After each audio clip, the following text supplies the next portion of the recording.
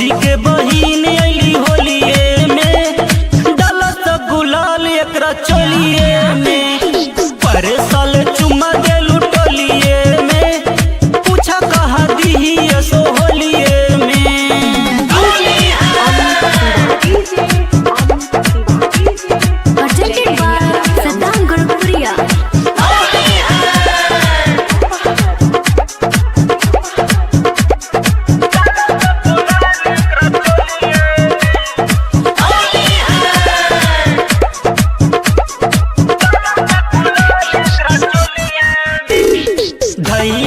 छटकी के भागतारी हो, बड़ी की खिलाड़ी त लागतारी हो।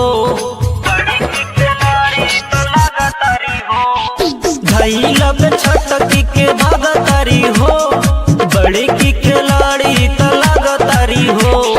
बाटे इधर आइल यही टोलिए में, डलत गुलाल कचोलिए में। भौजी के बहिन अली होलिए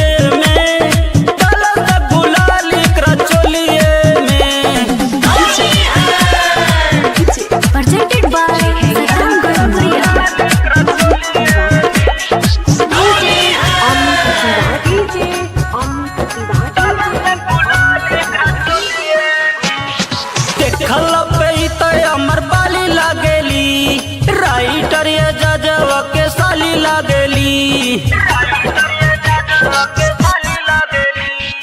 देखला पे अमर बाली लागेली, सदाम गोरखपुरिया के साली लागेली। घूमे खातिर जाली यही टोलिए में, डलत गुलाल एकरा चोलिए में। भौजी के बहिन